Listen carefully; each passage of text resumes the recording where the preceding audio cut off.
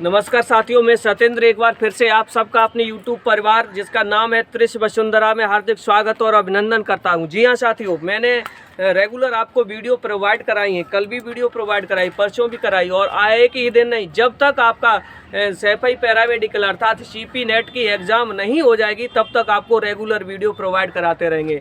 तो रोज़ हम आपके सामने 15 क्वेश्चन लेकर आएंगे। इन प्रश्नों को बारीकी से पढ़ना, बारीकी से समझना है। तो साथियों, तो आज की चर्चा शुरू करने से पहले आप सभी लोगों से एक विनम्र आग्रह है कि अगर आप लोग हमारे चैनल पर नए हो तो प्लीज़ हमारे चैनल को सब्सक्राइब कर लें, साथ ही साथ बेल आइकन को दबा लें। इससे होगा कि आने वाले वीडियो की नोटिफिकेशन आपके पास टाइम टू टाइम पहुंचती रहेंगी। और कल हमने साथियों आपको एक प्रश्न दिया था होमवर्क के रूप में, कुछ बच्चों ने उसका सही जवाब दिया है। तो इसका मतलब क्या होता है, जैसे कहा गया कि हीरे का अपवर्तनांक 2.42। इसका मतलब ये हुआ कि हीरे में जो प्रकाश की चाल है वो निर्वात में प्रकाश की चाल की 1/2.42 गुनी होगी। हीरे में जो प्रकाश की स्पीड होगी, जो लाइट की स्पीड होगी हीरे के अंदर, वो निर्वात में जो प्रकाश की स्पीड होगी उसकी 1/2.42 गुनी हो जाएगी। तो इस प्रश्न का सही जवाब ये था। अब देखिए साथियों, कुछ भाइयों ने अभी एक कमेंट आया है हमारे पास कि आपने क्वेश्चन नंबर 9 का गलत जवाब बताया है। तो साथियों देख लो उसको एक बार, शायद उसका कोई गलत जवाब हो सकता है कि गलत ऑप्शन बता गए हो हम, लेकिन ऐसा हो नहीं सकता है। क्वेश्चन ये था, क्वेश्चन नंबर 9 जो था वो ये था कि किसी भी अवरोधक से प्रकाश की किरण का मुड़ना ये कौन सी घटना कहलाती है। तो जी हाँ, हमने इसका राइट ऑप्शन बताया हुआ है विवर्तन इसका राइट ऑप्शन बताया हुआ है, वही वीडियो में है, वीडियो इसका साक्ष्य देती है। तो आप लोग जरा पढ़ा करें, तो ध्यान से समझा करें। ऐसा नहीं है कि हाल लिख दो कि आप गलत पढ़ाते हो और गलत आंसर दे जाते हो। गलत आंसर नहीं दे के जाते हैं, प्रश्न के जवाब तो सही होते हैं लेकिन आप समझ नहीं पाते हो उनको। तो समझा करो और आराम से पॉजिटिव थिंकिंग के साथ आप अपनी परीक्षा देना है। तो चलिए साथियों, ज़्यादा कुछ न कहते हुए हम अपने टॉपिक पर पहुँचते हैं, अपने प्रश्न पर पहुँचते हैं। किस प्रकार के प्रश्न आज हम आपको लेकर आए हैं, तो बहुत ही अच्छे प्रश्न लेकर आए आपके लिए। प्रश्न नंबर 1 कहता है कि लेंस की क्षमता का SI मात्रक क्या होता है। ऑप्शन 4 दिए गए आपको। ऑप्शन नंबर A है जूल, ऑप्शन नंबर B है डायोप्टर, ऑप्शन C है कैंडला और ऑप्शन D है वाट। तो ये 4 ऑप्शन दिए गए हैं आपको इनमें से बताना है कि इसका सही जवाब क्या होगा। लेंस की क्षमता का SI मात्रक बताना है साथियों आपको। तो देख लेना चाहिए, लेंस की क्षमता का जो SI मात्रक होता है तो वो B होता है। ऑप्शन नंबर B देखिए, डायोप्टर। लेंस की क्षमता का जो SI मात्रक होता है साथियों वो डायोप्टर होता है। क्या होता है कि डायोप्टर होता है। अब देखिए साथियों, एक सवाल आ रहा है, क्वेश्चन नंबर 2 देखो। एक उभयोत्तल लेंस जिसका अपवर्तनांक आपको दिया गया, जिसका रिफ्लेक्टिव इंडेक्स आपको दे दिया गया है 1.5, ये इसका रिफ्लेक्टिव इंडेक्स दिया गया है। और लेंस कैसा, उभयोत्तल, अर्थात दोनों पृष्ठ उसके कैसे हैं, उत्तल। तो उसको कहा गया कि ये उभयोत्तल लेंस है।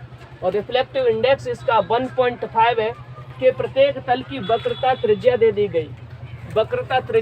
गई है 20 सेंटीमीटर। कितनी दे दी गई है, 20 सेंटीमीटर। तो लेंस की क्षमता पूछी गई है। क्या पूछी गई साथियों, तो लेंस की क्षमता क्या होगी। तो ध्यान से समझना इस प्रश्न को। लेंस की क्षमता कैसे निकालोगे, जब आपको है उत्तल लेंस की वक्रताएं त्रिज्याएं दे दी जाएं।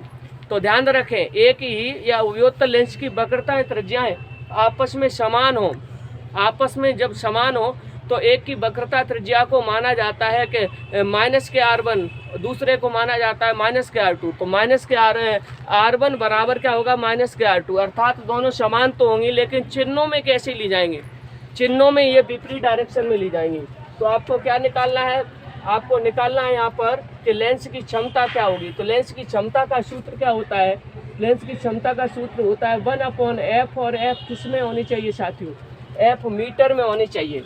अर्थात लेंस की क्षमता D बराबर होता है 1/f। f किस में होनी चाहिए, ये मीटर में होनी चाहिए। तो f पहले हम निकाल लेंगे। f को निकालने का सूत्र क्या है, तो आप लोगों ने पढ़ा होगा लेंस मेकर फॉर्मूला। तो ये सूत्र होता है 1/f बराबर μ-1 और यहाँ पर 1/R1 - 1/R2। तो ये इसका फॉर्मूला होता है साथियों। अब देख लेना, वक्रता त्रिज्याएं दोनों की समान है, दोनों पृष्ठों की। तो R1 बराबर -R2 R1 बराबर माइनस के R2, तो यहाँ से F का मान निकालोगे तो 1/F बराबर mu naught minus 1, mu naught की वैल्यू है 1.5, माइनस 1 कर दोगे तो ये 0.5 बचेगा। कितना बचेगा? 0.5 बचेगा। मल्टीपल में देखिए 1/R1, R1 की वैल्यू क्या है? R1 की वैल्यू 1/20 माइनस के R2, R2 की वैल्यू क्या है? R1 के बराबर ही है लेकिन माइनस का चिन्ह लगा हुआ, तो यहाँ प्लस का साइन आ जाएगा 1/20, तो 1/20 और 1/20 ये कितना हो गया? 2/20, 2 से काट दिए तो ये 1/10 आ रहा है, 1/10 आ रहा है। तो 1/F बराबर हो गया साथियों 0.5 मल्टीपल 1/10, और ये यहाँ से काट दिया तो 1/F बराबर भी 20 निकल आया। सॉरी, हाँ, 1/F बराबर भी 20 निकल आया, 1/F बराबर भी 20 निकल आया। सॉरी, 1/F बराबर 1/20 निकल आया। तो F की वैल्यू क्या हो गई? 20। F की वैल्यू क्या हो गई साथियों? 20। अब आपको क्या निकालनी है? अब आपको निकालनी है साथियों कि इसकी फोकस दूरी सेंटीमीटर में दे दी गई है। किस में दे दी गई है? आपको सेंटीमीटर में निकल के आ गई। किस में कन्वर्ट करनी है? ये मीटर में आपको कन्वर्ट करनी है। तो इसको बोल देंगे कि 0.2 मीटर। क्या बोल देंगे? 0.2 मीटर। तो अब आपको क्या निकालना है? लेंस की क्षमता निकालनी है। तो 1/0.2, दशमलव लगा के 0 बढ़ा दिया, 2 से काट दिया, 2 पंच 10, 5 डायोप्टर। तो इसका जो सही जवाब हो जाएगा वो हो जाएगा साथियों 5 डायोप्टर। 5 डायोप्टर इस सवाल का सही जवाब है। तो प्रश्न नंबर दूसरा का ऑप्शन नंबर ए बिल्कुल सही आंसर है। क्वेश्चन नंबर दूसरे का ऑप्शन नंबर ए बिल्कुल सही आंसर है। क्वेश्चन नंबर 3 देखिए कि 2 उत्तल लेंस परस्पर संपर्क में रखे हैं। 2 उत्तल लेंस परस्पर संपर्क में रखे हैं तो समतुल्य लेंस होगा। 2 लेंसों को परस्पर संपर्क में रख दिया, दोनों उत्तल लेंस हैं, तो इनके समतुल्य जो लेंस बनेगा वो लेंस क्या हो जाएगा? ऑप्शन ए कह रहा है कि उत्तल होगा, ऑप्शन बी कह रहा है कि अवतल होगा, ऑप्शन सी कह रहा है कि समतलावतल होगा, अर्थात एक पृष्ठ उसका समतल होगा, दूसरा पृष्ठ उसका अवतल होगा, और ऑप्शन डी कह रहा है कि ये बेलनाकार होगा। ऑप्शन डी बोल रहा है कि ये बेलनाकार होगा। तो साथियों इस प्रश्न का जो सही जवाब है वो सही जवाब है उत्तल होगा। ऑप्शन नंबर ए इस प्रश्न का राइट आंसर है। अब देखिए क्वेश्चन नंबर 4 की ओर। प्रश्न 4 क्या कहता है? क्वेश्चन नंबर 4 कह रहा है साथियों कि एक उत्तल लेंस में वस्तु और उसके वास्तविक प्रतिबिंब के बीच की न्यूनतम दूरी क्या होती है? एक उत्तल लेंस में उस वस्तु और उसके वास्तविक प्रतिबिंब के बीच की जो न्यूनतम दूरी होती है वो कितनी होती है? ऑप्शन ए कह रहा है कि 4F से ये अधिक होती है, अर्थात ये 4F, F क्या होती है? फोकस दूरी, फोकस दूरी से ज़्यादा होती है। ऑप्शन बी कहता है कि 4F से ये कम हो जाएगी। ऑप्शन सी कहता है कि 2F के बराबर होती है, और ऑप्शन डी कह रहा है कि ये 4F के बराबर होती है। तो इस सवाल का जो राइट आंसर है, सही जवाब है मेरे साथियों, क्या हो जाएगा? तो इस सवाल का जो सही आंसर हो जाएगा वो ऑप्शन नंबर डी हो जाएगा साथियों। इस सवाल का जो सही जवाब हो जाएगा वो कौन सा हो जाएगा? ऑप्शन डी इस सवाल का सही जवाब होगा साथियों, ऑप्शन डी, अर्थात ये 4F के बराबर होती है। तो ध्यान रखेंगे इस प्रश्न को। अब देखो अगला सवाल आ रहा है कि 3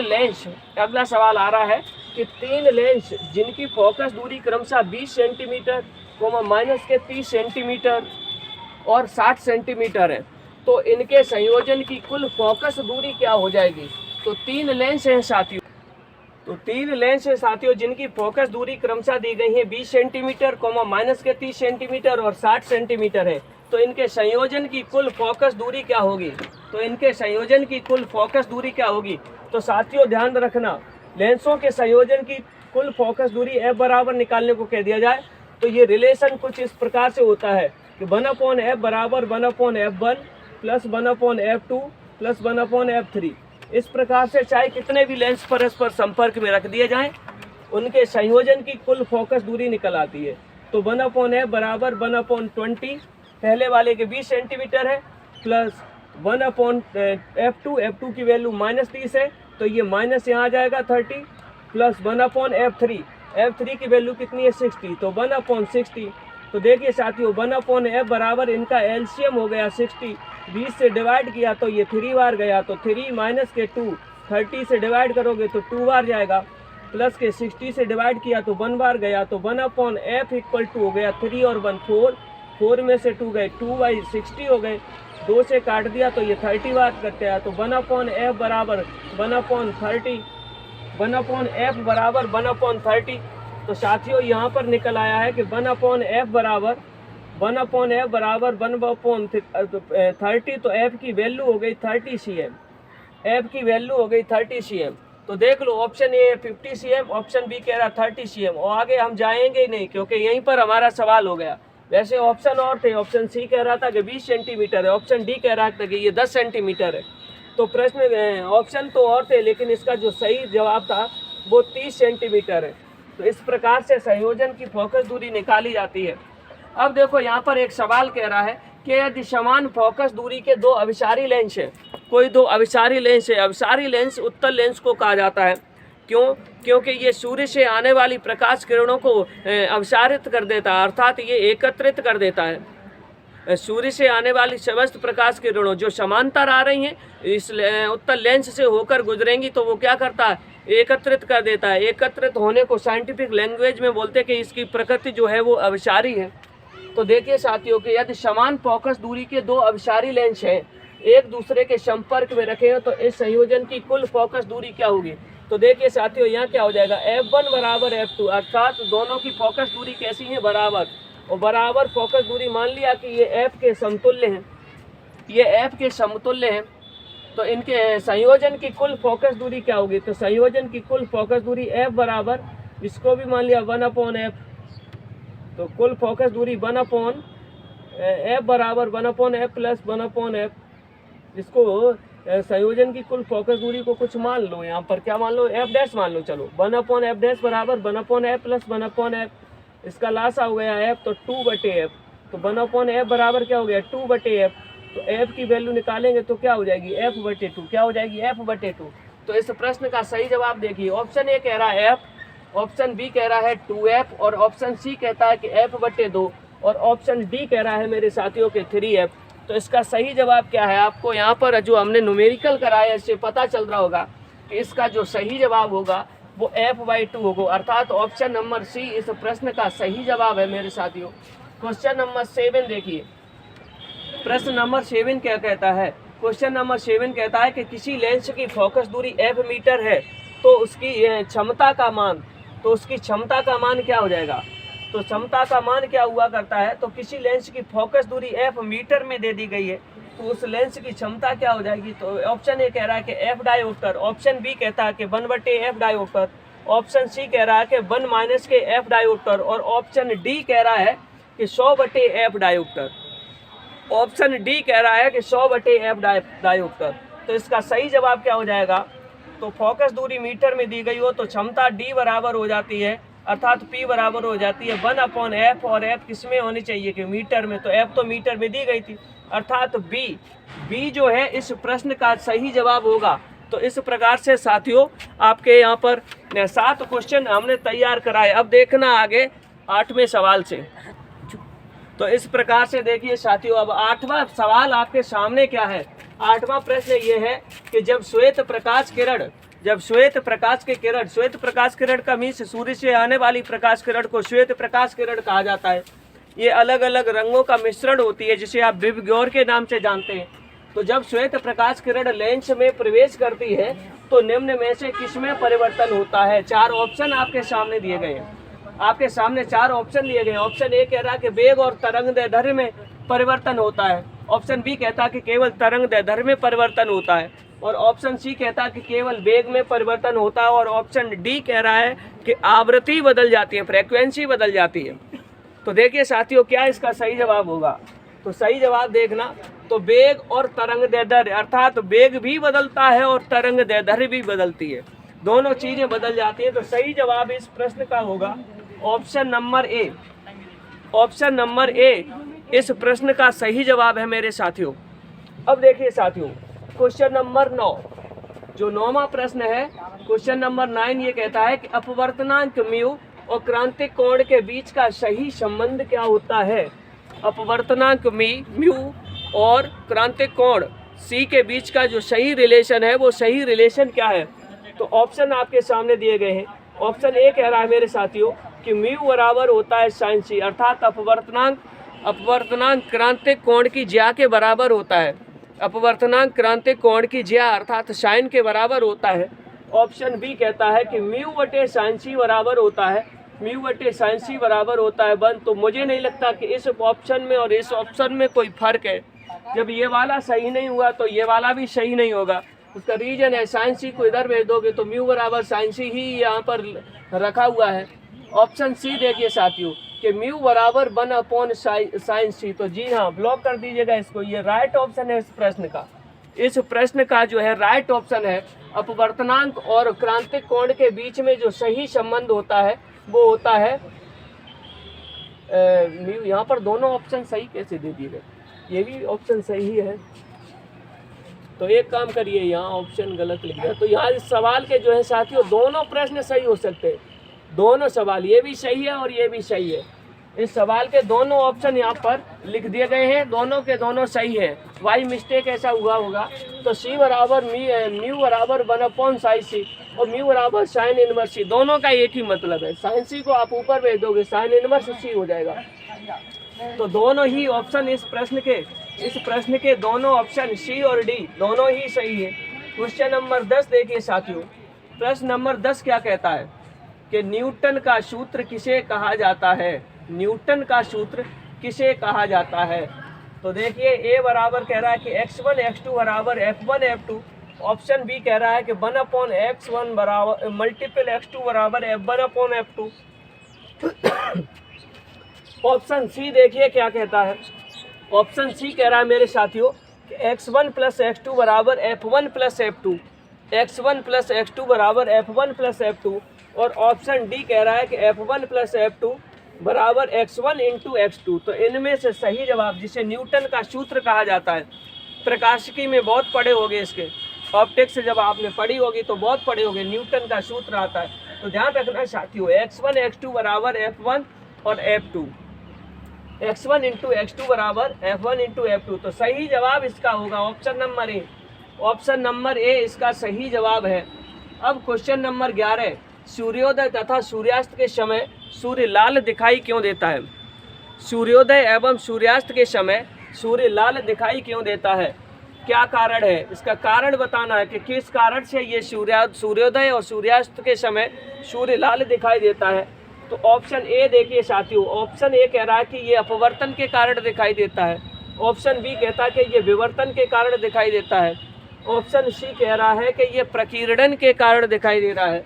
और ऑप्शन डी कह रहा है कि ये परावर्तन के कारण ऐसा होता है। तो अर्थात सूर्योदय और सूर्यास्त के समय सूर्य का लाल दिखाई देना ये कौन सी प्रकाशिक घटना है। तो हम आपको बता दें तो ये साथियों ऑप्शन नंबर सी, अर्थात ये प्रकीर्णन, scattering of the light, scattering और ऑफ द लाइट, इसी के कारण सूर्योदय और सूर्यास्त के समय सबसे कम प्रकीर्णन जो होता है वो लाल रंग का होता है और सबसे ज़्यादा प्रकीर्णन होता है वो बैगनी रंग का होता है। तो इसलिए क्या होता है कि सूर्योदय और सूर्यास्त के समय प्रकाश सूर्य जो है हमारा लाल दिखाई देता है। अब देखो क्वेश्चन नंबर 12, एक स्वस्थ मानव नेत्र के लिए, क्वेश्चन नंबर 12 है साथियों, एक स्वस्थ मानव नेत्र के लिए दूर बिंदु कहाँ होता है। एक स्वस्थ मानव नेत्र के लिए दूर बिंदु कहाँ होता है। 4 ऑप्शन आपको इस सवाल में दिए गए हैं। इस सवाल में 4 ऑप्शन दिए गए हैं। ऑप्शन ए कह रहा है कि ये 25 सेंटीमीटर होता है। ऑप्शन बी कहता है कि 10 सेंटीमीटर होता है। ऑप्शन सी कहता है कि ये अनंत होता है। और ऑप्शन डी कहता है कि ये 100 सेंटीमीटर होता है। तो 25 सेंटीमीटर होता है या 10 सेंटीमीटर या अनंत या फिर 100 सेंटीमीटर। तो एक स्वस्थ मानव नेत्र के लिए जो दूर बिंदु होगा, एक स्वस्थ मानव नेत्र के लिए जो दूर बिंदु होगा साथियों वो अनंत हो जाएगा। अगर यहीं पर सवाल कर देता कि निकट बिंदु कहाँ होगा, स्वस्थ मनुष्य के लिए जो निकट बिंदु कहाँ होगा, तो इसका सही जवाब था मेरे साथियों कि 25 सेंटीमीटर। एक स्वस्थ मानव नेत्र के लिए दूर बिंदु कहाँ होता है तो वो अनंत होता है। और स्वस्थ मानव नेत्र के लिए निकट बिंदु कहाँ होता है तो निकट बिंदु ये 25 सेंटीमीटर की दूरी पर होता है। कितनी दूरी पर होता है साथियों, 25 सेंटीमीटर की। अगला प्रश्न देखिए, प्रश्न नंबर 13वां सवाल क्या कहता है कि आँख के लेंस की क्षमता बढ़ जाने पर उसमें कौन सा दोष आ जाता है। आँख के लेंस की जो क्षमता होती है वो क्षमता अगर बढ़ गई तो इसमें कौन सा दोष आ जाता है। ऑप्शन कह रहा है कि दूर दृष्टि दोष आ जाता है, ऑप्शन ए कह रहा है कि दूर दृष्टि दोष आ जाता है, ऑप्शन बी कहता है कि निकट दृष्टि दोष आ जाता है, और ऑप्शन सी कह रहा है कि ये जरा दृष्टि दोष आ जाता है। कौन सा दृष्टि दोष आ जाता है साथियों? कि ये जरा दृष्टि दोष आ जाता है। और ऑप्शन डी कहता है कि ये वर्णांधता आ जाती है।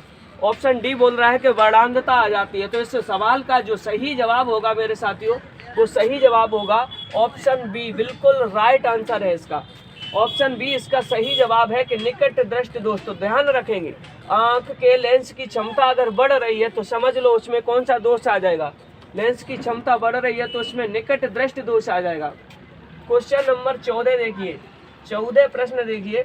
प्रश्न संख्या 14 क्या कहती है कि प्रिज्म द्वारा किस रंग की प्रकाश की किरण का विचलन, प्रिज्म द्वारा किस रंग की प्रकाश, प्रिज्म के द्वारा किस रंग की प्रकाश की किरण का विचलन न्यूनतम होता है? किस रंग की प्रकाश की किरण का विचलन न्यूनतम होता है? तो आंसर इसमें दे दिए गए। ऑप्शन नंबर ए कहता है कि ग्रीन, ऑप्शन बी कहता है कि वायलेट, ऑप्शन सी कहता है रेड और ऑप्शन डी कहता है येलो। ऑप्शन डी कहता है कि येलो। इनमें से आपको बताना है कि प्रिज्म द्वारा किस रंग की प्रकाश किरण का विचलन, किस रंग की प्रकाश किरण का जो विचलन होगा वो न्यूनतम होगा। और साथ ही साथ ये भी बता देना है कि किस रंग की प्रकाश की किरण का विचलन ज़्यादा होता है, अधिकतम होता है। तो देखिए साथियों, ऑप्शन ए ग्रीन कह रहा है, ऑप्शन बी वॉयलेट कह रहा है, ऑप्शन सी रेड कह रहा है और ऑप्शन डी येलो कह रहा है। तो इसका जो सही जवाब होगा वो ऑप्शन नंबर सी रेड, अर्थात लाल रंग की प्रकाश की किरण का जो विचलन होता है वो न्यूनतम होता है। लाल रंग की प्रकाश की किरण का विचलन न्यूनतम होता है, जबकि सबसे ज़्यादा विचलन किसका होता है? तो आंसर है सबसे ज़्यादा विचलन होता है वायोलेट, बैगनी की होती है, बैगनी का।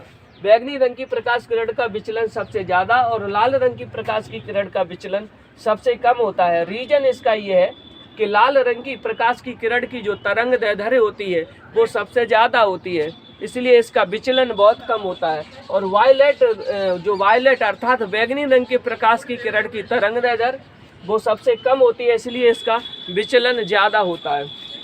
क्वेश्चन नंबर, आज का ये लास्ट क्वेश्चन है, फिर एक होमवर्क के तौर पर आपको प्रश्न देंगे।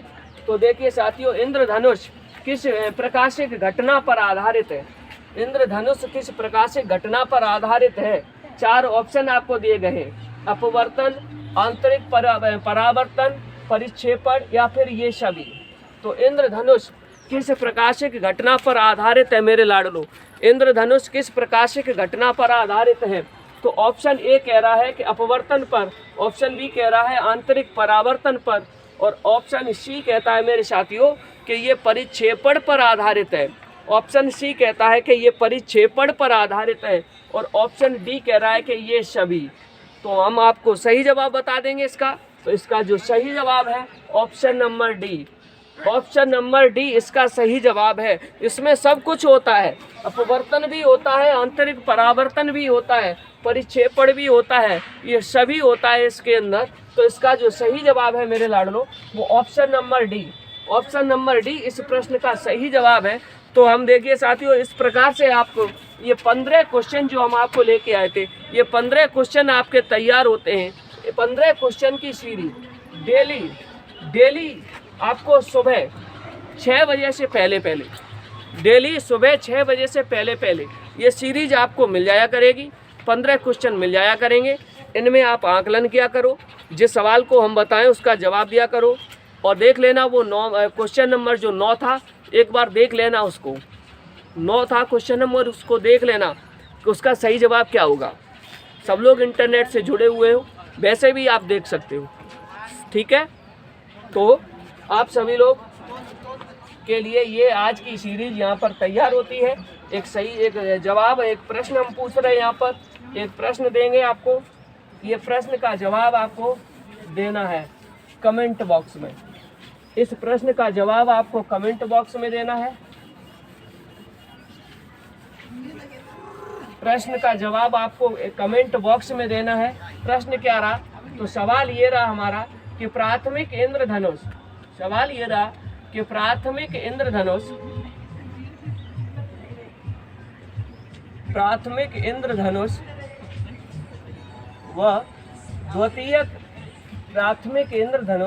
व द्वितीयक इंद्रधनुष प्राथमिक इंद्रधनुष व द्वितीयक इंद्रधनुष दोनों में मुख्य अंतर, दोनों में मुख्य अंतर, प्राथमिक इंद्रधनुष व द्वितीयक इंद्रधनुष दोनों में मुख्य अंतर क्या है, दोनों में मुख्य अंतर क्या है। दूसरी बात, स्पष्ट दृष्टि की न्यूनतम दूरी, स्पष्ट दृष्टि की न्यूनतम दूरी क्या होती है, स्पष्ट दृष्टि की न्यूनतम दूरी क्या होती है।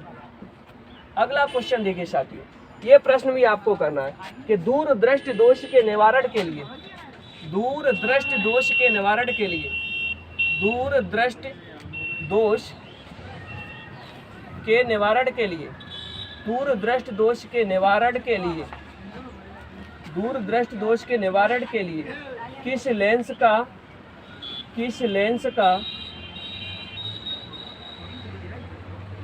उपयोग, किस लेंस का प्रयोग किया जाता है, किस लेंस का प्रयोग किया जाता है। अगला क्वेश्चन ये है, ये प्रश्न भी आपको देना है। ये प्रश्न ये है कि बेलनाकार लेंस किस दृष्टि दोष, बेलनाकार लेंस किस दृष्टि दोष के काम आता है,